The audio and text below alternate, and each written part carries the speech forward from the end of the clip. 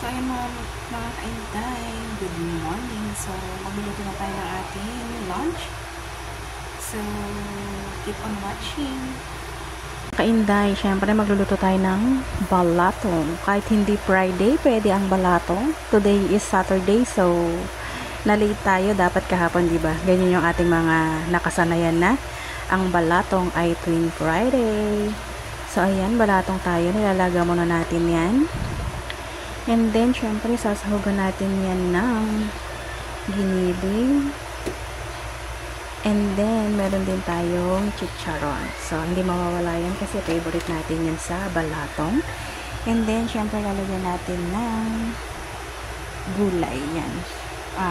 Malunggay ito mga kainday. So, yun muna yung lalagay natin. So, wala tayong mabiling dahon ng ampalaya. So, ayan. Hintayin natin yung maluto. Kaya, yan. So, yan muna ang ating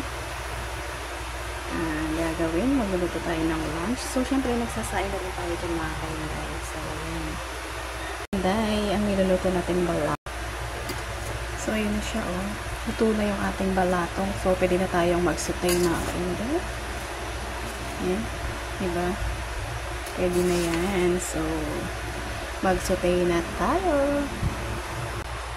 So, yun naman sa tayo. Magsatay na tayo ng bawang sibuyas.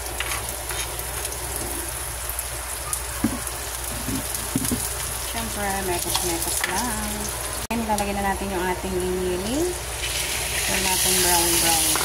So, siyempre mga kainday, itatawsik yan. So, takpan muna natin para hindi tayo masaktan. So, siyempre, mekos-mekos tayo. Ito ang ating giniling. Ayan, isutay na natin ang ating giniling. So, medyo makulay. Saka natin siya ilalagay sa ating nilaga nating balatong. Ayan. Diba? Para hindi dito tayo mahirapan pa. Yun na lang ginisa natin ang isasalin natin. Ayan, mikos-mikos. And then, syempre, nilalagyan niya ng fish sauce. Ayan. Syempre, lalagyan na rin natin yung and then, lalagyan na rin natin ang ating chicharon. Siyempre, mekos. Hintayin na lang natin yung makulo. At, pwede na yan. Ready to serve na. So, yun na siya mga kainday. Ilagay na natin ang ating gulay. Ang ating malunggay, syempre. So, ayan na mga kainday ang ating lunch. Done cooking na tayo. Yan ang ating lunch for today. So, nagluto lang tayo ng balatong. So, ayan.